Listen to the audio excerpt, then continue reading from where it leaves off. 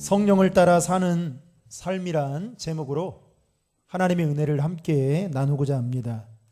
오늘은 교회력으로 여러분 뭐라고 부르는지 아세요? 앞에 현수막이 붙여져 있는 대로 성령 강림절입니다. 예수님께서 십자가에 못 박혀 죽으시고 사흘 만에 부활하셔서 그 부활의 몸으로 40일 동안 많은 사람들에게 나타내 보이셨죠. 그리고 그 부활하신 예수님께서 이제 하늘로 승천하시면서 제자들에게 분부한 두 가지의 명령의 말씀이 있었습니다. 하나는 예루살렘을 떠나지 말고 이곳에서 너희들이 모여 기다리다가 성령을 받으라 라고 말씀하셨고, 또 하나는 너희들이 성령을 받거든 그 성령의 능력으로 담대히 나아가서 복음을 전해야 된다라는 이 두 가지의 명령을 말씀하셨습니다. 그래서 제자들을 포함한 120명의 성도들이 마가의 다락방에 모여서 이제 함께 기도를 하고 있던 그때에 갑자기 하늘로부터 급하고 강한 바람 소리가 나더니 불의 혀같이 각 사람에게 성령이 임하게 되었던 것을 우리는 사도행전 2장의 말씀을 통해서 확인할 수가 있습니다. 이때 예수님께서 부활하신 50일이 되었다라고 해서 오순절이라고 부르기도 하죠. 따라서 이때에 성령을 체험했던 사람들이 성령의 능력을 받고 복음을 전하기 시작하고 함께 모여서 이제 기도하는 일들을 열심히 하게 되면서 초대교회라는 교회가 탄생하게 되었던 것입니다. 성령 충만함 받은 사람들이 모여서 이룬 교회가 바로 초대교회인 것이죠. 여러분, 흔히 교회에는 세 종류의 신자가 있다라고 말합니다. 첫 번째는 성령을 받지 못한 신자가 있고, 두 번째는 성령을 받은 신자가 있고, 세 번째는 성령을 받았으나 그 성령을 다 소멸하고 육신에 따라 속하며 살아가는 그런 신자가, 육에 속한 신자가 있다라는 것입니다. 성경은 분명히 말씀합니다.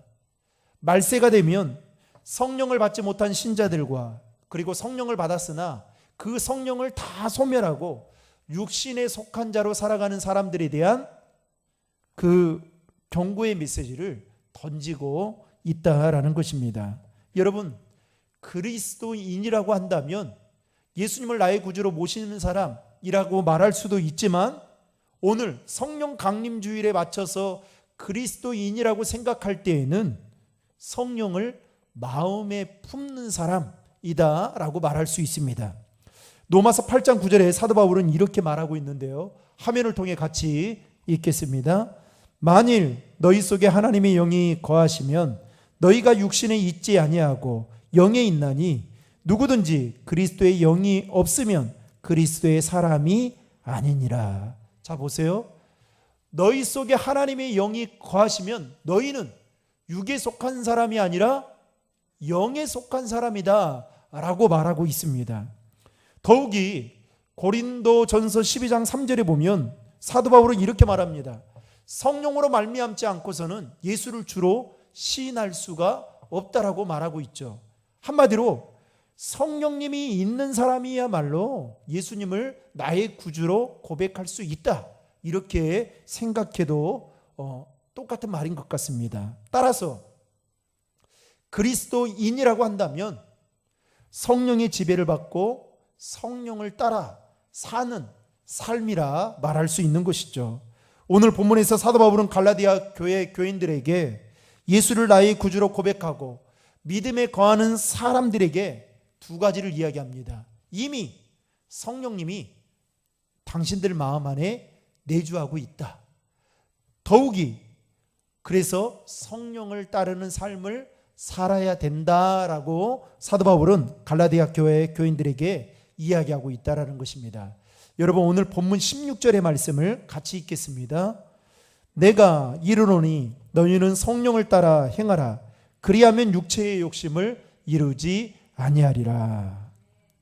여러분, 성령을 따라 산다는 것이 무엇을 가리키는지 오늘 본문을 통해서 세 가지로 함께 살펴보고자 합니다. 첫 번째로, 성령을 따라 사는 삶은 하나님의 뜻을 따라 사는 삶이다라는 것입니다. 한번 따라하겠습니다. 성령을 따라 사는 삶은 하나님의 뜻을 따라 사는 삶입니다.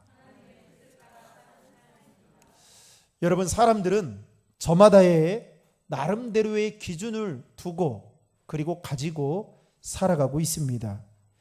양심의 기준을 두고 살아가는 사람들은 아무리 다른 사람들이 말을 해도 자신의 양심에 거리낌이 되면 절대로 그 일을 행하지 않죠. 그 사람들은 철저하게 양심적인 사람이다 라고 말할 수 있습니다. 또 어떤 사람들은 도덕이나 윤리에 기준을 두고 살아갑니다. 이런 사람들은 법 없이도 살 수 있는 사람들이죠. 또 어떤 사람들은 정의의 기준을 두고 살아가는 사람이 있습니다. 이런 사람들은 불의를 보면 참지를 못합니다. 그리고 어떻게 해요? 불의를 보면 그것을 힘들어합니다. 그래서 이런 정의의 기준을 두고 살아가는 사람들은 아무리 자기보다 높은 사람이어도 어떻게 해요? 그 높은 사람이 불의를 행하면 이것을 계속 지켜봐야 되는가라고 생각을 하다가 나중에는 끝내 그것을 이야기하고, 만약에 자기가 다니는 그 회사의 CEO가 그렇게 불의를 저지른다 하면 그 말을 하고 퇴사하는 경우들도 있죠. 그만큼 사람들은 각자 자신이 그 가치관에 따라 기준을 두고 살아갑니다. 그런데 여러분, 그리스도인들은 어떠한 것에 기준을 두고 살아가야 되는 걸까요? 오늘 말씀에서 사도 바울은 성령의 기준을 두고 살아가야 된다라고 말을 하고 있습니다. 그러면 여러분, 성령의 기준을 두고 사는 것은 무엇을 말하는 걸까요? 다시 말하면 하나님의 뜻을 분별하고 그 하나님의 뜻에 맞춰 살아가는 것이 바로 성령의 기준을 두고 사는 삶이라 말할 수 있습니다. 자, 그러면 우리는 여기서 한 가지 생각해 봐야 되겠죠. 우리를 향한 하나님의 뜻이 무엇이냐라는 것이죠. 여러분, 데살로니가전서 5장 16절부터 18절에는 우리를 향한 하나님의 뜻을 이렇게 설명하고 있습니다. 같이 화면을 통해 읽겠습니다. 항상 기뻐하라, 쉬지 말고 기도하라, 범사에 감사하라, 이는 예수 그리스도 안에서 너희를 향하신 하나님의 뜻이니라. 여러분, 우리를 향한 하나님의 뜻은 잘 먹고 잘 사는 데 있지 않습니다. 우리를 향한 하나님의 뜻은 늘 다른 사람들이 누리는 만큼 저와 여러분들이 그만큼의 누리며 살아가는 데 있지 않다라는 것이죠. 성경에서 말하는 그 하나님의 뜻은, 다시 말하면 항상 기뻐하고 쉬지 말고 기도하고 범사에 감사하는 것이야말로 하나님의 뜻이다라고 말씀하고 있다라는 것입니다. 그렇다고 한다면 여러분, 성령의 기준을 두고 사는 사람은 하나님의 뜻에 따라 사는 사람인데, 이 말씀 그대로라고 한다면 저와 여러분들이 아무리 처한 상황과 환경이 좋지 않다 할지라도 우리는 항상 기뻐할 수 있어야 된다라는 것입니다. 또한 성령의 기준을 두고 사는 사람은 아무리 바쁘더라도 여러분, 기도하는 시간만큼은 반드시 내고 살아가야 된다라는 것입니다. 성령의 기준을 두고 사는 사람은 감사할 이유가 없어도 범사에 감사하며 살아가는 것이 하나님의 뜻에 맞춰 살아가는 사람들이다라는 것입니다. 여러분, 오늘 우리의 그 삶을 돌아보면 여러분, 기뻐할 만한 이유가 많지 않죠. 아니, 기도는 해야 되겠는데 기도가 잘 나오지 않습니다. 또한 범사에 감사하면 좋겠지만 여러분, 우리의 삶은 참 감사할 일들이 그렇게 많아 보이지 않습니다. 특별히 코로나로 인해서 힘들어하고 있는 그런 상황들을 돌이켜보면 여러분, 항상 기뻐한다는 거, 그리고 쉬지 말고 기도해야 된다는 거, 범사에 감사해야 된다는 거, 하나님이 뜻이긴 알지만 참 그렇게 살아가는 게 매우 버겁게 느껴질 때가 있다라는 것입니다. 그러나 성령의 기준을 두고 사는 사람은 그럼에도 불구하고 하나님의 뜻에 맞춰 살아가야 되는 것처럼 저와 여러분들이 항상 기뻐하고 쉬지 말고 기도하고 범사에 감사할 수 있는 하나님의 사람들이 될 수 있기를 주님의 이름으로 축복합니다. 여러분, 부부는 서로 맞춰가야 되는 거잖아요. 그렇죠? 너 나한테 맞춰. 이러면 어떻게 돼요? 싸우게 됩니다. 아무리 이런 거 없잖아요. 남자의 말에 여자가 무조건 맞춰야 된다. 반대로 여자의 말에 남자가 무조건 맞춰야 된다. 이런 법이 없잖아요. 문제는 어떻게 해요? 서로 사랑하고 가정이 화목하려면 서로 간에 맞춰야겠죠. 마찬가지입니다. 우리가 영에 속한 자로 하나님을 기뻐하시는 삶을 살기 위해서는 저와 여러분이 하나님의 뜻에 맞춰가야 된다는 것이죠. 하나님, 제 뜻에 좀 맞춰주세요. 제 지금 심기가 매우 불편하거든요. 하나님, 제가 지금 교회 나오기까지 얼마나 힘든지 아십니까? 그런데 하나님, 좀 제 눈치 좀 보고 저를 좀 맞춰주십시오. 이러면 관계가 좋을까요? 나쁠까요? 좋을 리가 없겠죠. 문제는 연약한 우리가 전지전능하신 하나님의 뜻에 맞춰 사는 것이야말로 여러분 성령에 따라 사는 삶임을 믿으시길 바랍니다. 두 번째로 성령을 따라 사는 삶은 성령의 인도를 받는 삶이다라는 것입니다. 따라하겠습니다. 성령을 따라 사는 삶은 성령의 인도를 받는 삶입니다. 여러분, 하나님께서 우리에게 성령을 보내주신 이유는 성령님께서 우리의 삶을 인도해 주시기 위해서 보내셨다라는 것입니다. 성경에는 성령을 보혜사라고 그렇게 말하고 있죠. 한자로 표현한다면 보호할 보, 은혜해, 그 다음에 스승사자를 써서 그 뜻을 풀어본다면 성령님은 우리의 스승이 되어주셔서 우리를 보호하시고 우리를 인도해 주시는 분이시다라는 것입니다. 여러분, 인간이 아무리 대단한 능력을 가지고 있다 한들 여러분 생각해 보면요, 할 수 있는 것보다 할 수 없는 것들이 얼마나 많은지 모릅니다. 어떤 일을 하고 싶은데 돈이 없어서 하지 못하는 경우도 있고요. 또 어떤 일을 하고 싶은데 시간이 없어서, 아니면 나에게 능력이 없어서, 지식이 없어서, 사회적인 어떤 지혜나 환경이 뒷받침되어 주지 못해서 하지 못하는 일들이 참 많죠. 요즘 여러분 코로나가 이렇게 장시간에 걸쳐 여러분 진행될 거라고 누가 생각을 했겠습니까? 그런데 여러분 한번 생각해 보세요. 눈에 보이지 않는 이 코로나 바이러스를 잡으려고 전 세계가 정말 연구에 몰두하고 있습니다. 백신이 개발됐는데 최근에 나온 결과에 따르면 많은 확률은 아니지만 백신을 2번이나 접종했음에도 불구하고 확진을 받게 된 것을 우리는 뉴스를 통해서 보게 되었습니다. 그러니까 여러분, 사람이 그만큼 무지한 거예요. 아니, 사람의 능력에는 반드시 한계가 있다라는 것입니다. 그런 한계가 있는 사람이 누군가의, 성령의 도우심을 받지 않고 산다, 성령님의 인도하심을 거절하며 산다, 이것은 정말 자신의 목숨을 내걸고 마치 차를 몰고 가는데 뭐가 없는 거예요? 빗달길을 내려가는데 브레이크가 안 되는 것과 똑같은 것입니다. 그래서 저와 여러분들은 늘 성령님의 도우심을 받기 위해 기도해야 된다라는 것입니다. 여러분, 성경에 보면요, 참 성령의 인도하심을 받은 사람들에 대한 이야기가 참 많이 나옵니다. 특별히 예수님의 12명의 제자들은 한결같이 세상적으로 보면 볼품이 없었던 자들이었습니다. 그럼에도 불구하고 베드로 같은 경우에는요, 여러분 성령의 능력을 힘입고 그가 하나님의 말씀을 담대히 전했을 때에 여러분 3,000명이 되는 사람들이 회심을 하는 놀라운 역사가 일어나게 되었습니다.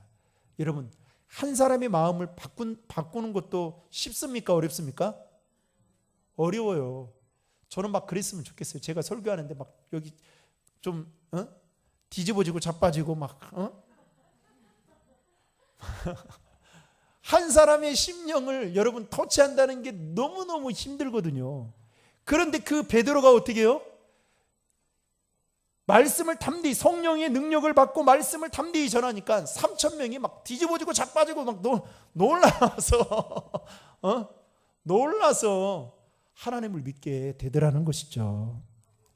여러분, 말하는 데 있어서 어눌했던 모세도 성령의 능력을 입게 되니까 바로왕 앞에 담대하게 서게 되고, 그리고 바로의 손에서 이제 이스라엘 백성들을 구원해내는 그 놀라운 은혜를 그가 경험하게 되었다는 것입니다. 여러분, 사도행전 8장에 보면요, 빌립 집사가 사마리아에서 복음을 열심히 전하게 됩니다. 복음을 전하면서 수많은 사람들이 예수를 믿게 돼요. 열매가 있으니까 얼마나 신명 났겠습니까? 그런데 어느 날 갑자기 성령이 나타나서 빌립에게 광야로 내려가라는 겁니다. 광야로 내려가라는 거예요. 여러분, 광야가 어떤 곳입니까? 사람이 살만한 곳이 아니고 사람이 많지도 않은 그곳이죠. 분명히 나는 복음을 전하고 열심히 전하고 있고 열매도 있는데 광야로 가라고 하니까 인간적인 생각이 들었겠죠. 나 가기 싫다. 그런데 놀랍게도 빌립이 그 성령의 말씀에 순종하고 광야로 가게 됩니다. 그런데 그곳에서 누구를 만나게 되느냐? 에티오피아 내시를 만나게 되고 그에게 복음을 증거했을 때 그가 복음을 받아들이고 세례를 받게 되는 놀라운 성령의 역사를 경험하게 되었습니다. 하나님이 에티오피아 내시 한 영혼을 위해서 빌립을 그곳으로 보내셨던 것이죠. 만약에 빌립이 그 성령의 말에 불순종했다면 에티오피아 내시는 복음을 듣지 못하고 예수를 믿지 못하게 되었을 것입니다. 여러분, 언젠가 제가 이 말씀을 한번 나눈 적이 있는데요. 예화를. 영국의 유명한 설교자로 잘 알려진 스펄전 목사님이 젊을 때였습니다. 이 스펄전 목사님도 자그마한 그 고아원을 운영을 하고 있었습니다. 그리고 스펄전 목사님이 이 설교가로 유명해지니까 여기저기서 설교 요청을 받게 된 겁니다. 집회 요청을. 그러다가 브리스톤이라는 그 교회에 하루에 자그마치 3번이나 교회에 집회 요청을 받아서 설교를 하러 가게 되었습니다. 설교를 하는 도중에 그 스펄전 목사님의 고민을 이야기를 나누게 된 겁니다. 그 고민은 본인이 고아원을 운영을 하고 있는데 그 고아원의 상황이 여의치 않으니까 성도님들에게 그 상황을 알리면서, 여러분, 사실은 저에게 지금 300파운드가 필요합니다. 그런데 여러분들 혹시 이 설교를 듣고 마음에 감동이 되면 십시일반 헌금해 주시면 좋겠습니다 라고 했더니 여러분, 성도들이 여기저기서 헌금을 했습니다. 그래서 헌금을 한 것을 집계를 딱 했는데 놀랍게도 딱 300파운드가 모아졌습니다. 그래서 스펄전 목사님이 너무 기뻐가지고 막 날아갈 듯이 기뻐가지고 이제 집으로 가게 된 거죠. 그래서 집에 가서 잠들기 전에 하나님께 너무 기뻐서 감사의 기도를 하고 있는데 그때 성령께서 스펄전 목사님에게 이렇게 말씀합니다. 스펄전아, 너 300파운드 있지? 네, 있습니다. 그럼 그 300파운드를 조지 물러 목사님에게 갖다 줘라 라고 말하는 거예요. 그래서 이게 꿈인가 생신가 하고, 아니 지금 본인이 300파운드 그 부족에서 세계교회를 다니면서 헌금을 해달라고 그렇게 성도님들한테 정말 힘든 메시지를 전하면서 성도님들의 마음을 모아줘서 300파운드를 줘서 이제 이 고아원을 운영을 해야 되는데 이것을 조지 물러 목사님에게 갖다 주라고 하니 이게 내가 잘못 들었는가 싶어가지고 기도를 하던 중에 멈추고 그냥 잠을 자려고 누웠습니다. 근데 그때 성령께서 조지 물러 목사님에게 다시 한번 이야기하는 겁니다. 스펄전 목사님에게, 스펄전아, 너 가지고 있는 300파운드 조지 물러 목사님에게 가져다 주어라. 이 말을 듣는 순간 고민을 하기 시작했습니다. 이거를 갖다 주는 게 맞는가? 그러다가 너무 마음에 불편함이 있어서 이제 스펄전 목사님이 잠을 자고 아침 일찍 일어나서 조지 물러 목사님을 찾아가게 되었습니다. 그런데 조지 물러 목사님도 똑같이 본인과 똑같이 고아원을 운영을 하고 있었던 거죠. 그리고 힘들게 본인이 준비한 300파운드를 봉투에 넣어서 조지 물러 목사님에게 드렸습니다. 그랬더니 조지 물러 목사님의 반응이 더 마음이 아팠던 거예요. 목사님이 그 돈을 받는 순간 할렐루야 하면서 너무너무 좋아하는 거예요. 그러면서 이 스펄전 목사님에게 뭐라고 말씀하냐면, 사실 제가 3주 전부터 우리 고아원이 돈이 없어가지고 300파운드를 위해서 기도했는데 그 돈을 우리 목사님을 통해서 저에게 응답으로 채워주시니 너무 감사합니다 라고 하는 거예요. 그런데 문제는 이 스펄전 목사님 마음이 어때요? 좋지가 않은 겁니다. 왜냐하면 사실 자기도 그 300파운드가 필요했거든요. 그래서 시무룩해서 집으로 돌아가게 되었습니다. 그러면서 돌아가는 내내 하나님 참 너무하시구나, 참 하나님 너무하시다 싶은 생각에 본인의 사무실로, 런던에 있는 사무실로 가게 되었습니다. 그런데 자신의 책상에 봉투 하나가 놓여져 있었습니다. 그 봉투가 무엇인가 살펴보고 열어봤더니 거기에 정확히 300기니라는 영국 화폐 단위가 들어있었는데, 이 300기니는 여러분 300파운드에다가 300실링이 더한 돈이었습니다. 이것을 딱 보는 순간 스펄전 목사님이 해머로 맞은 것처럼 그때 깨닫게 되었던 것은,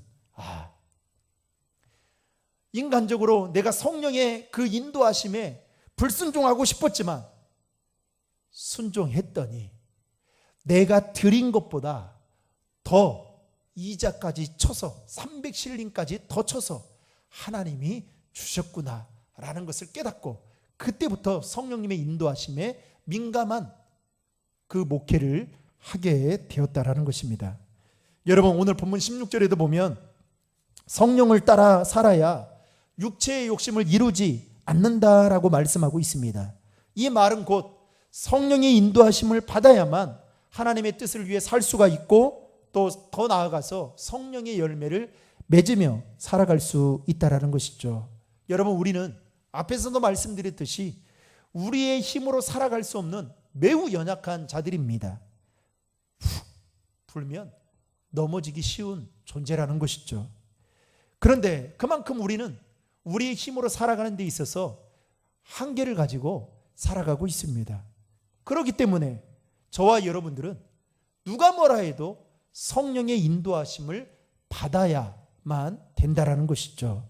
사랑하는 성도 여러분, 성령 강림주의를 맞아 저와 여러분들의 삶이 성령의 인도하심을 받는 복된 삶이 되기를 주님의 이름으로 축복합니다.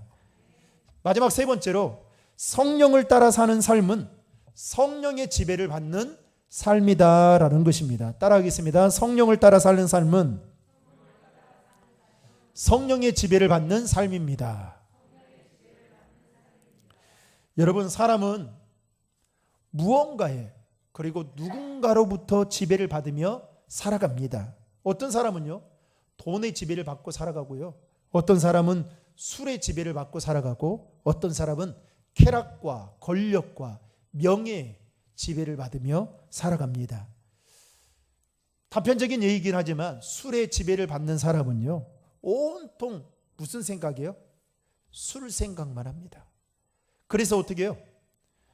자신이 의지와 상관없이 그 술의 힘으로 살아가는데, 술을 딱 먹는 그 순간부터 어떻게 해요? 이제는 술이 시키는 대로 그 사람의 행동이 그렇게 바뀌어지는 거죠. 그래서 여러분, 술을 많이 드시는 분들 보면 부끄러운 행동을 하는데도 불구하고 어떻게 해요? 전혀 부끄럽게 생각하지 않고 살아갑니다.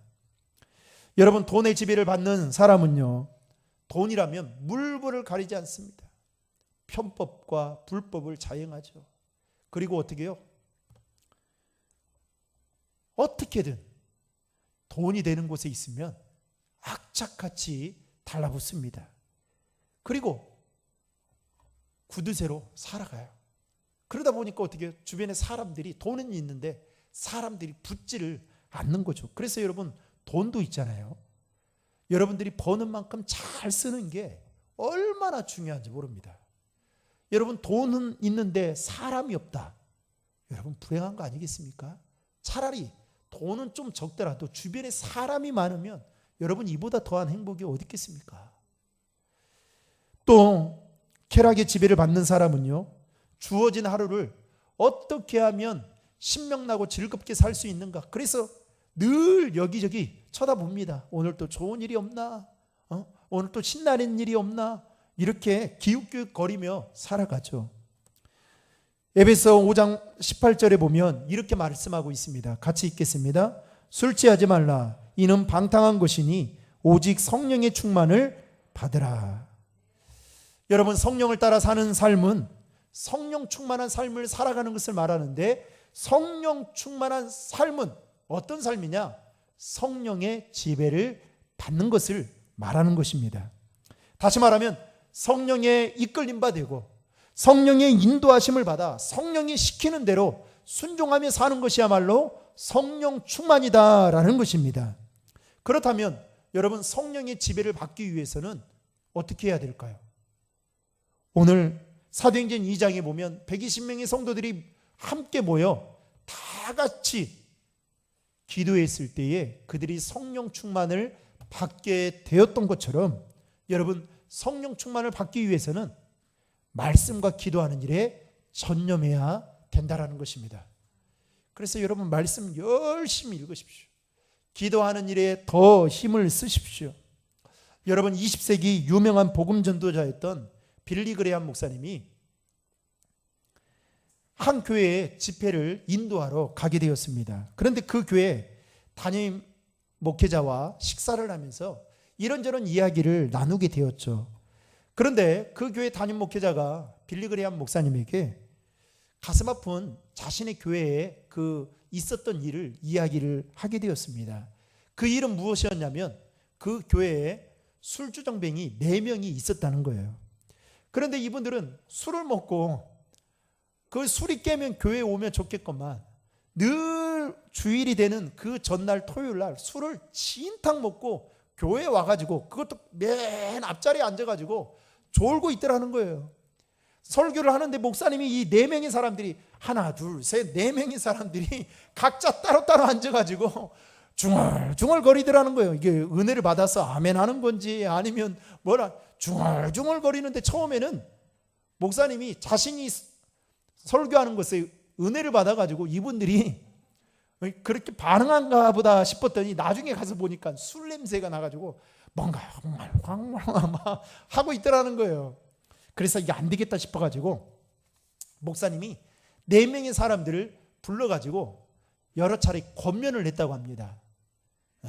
성도님, 술 드실 때에는 교회에 안 나오셔도 된다고. 왜냐하면 교회와 성도들한테 덕이 안 되니까, 그러면 인터넷에 설교가 있으니까 그렇게 들으시면 되겠다고. 그런데 무슨 마음인지는 모르겠지만 이분들이 꼭 술을 드시면 한 사람씩 앉아가지고 옹알옹알 거리고 너무 신경이 쓰여가지고 어느 날 이게 안 되겠다 싶어가지고 말도 듣지도 않고 그래서 당회를 열었답니다. 당회를 열어가지고 이분들을 어떻게 조치하면 될까 싶어가지고 그러면 투표를 합시다. 종교인에게. 여러분 우리 한국교회에서는 이건 불가능한 일입니다. 그런데 합시다. 그래서 투표를 했다고 합니다. 출교를 시킬 것인가 아니면 어떻게 할 것인가.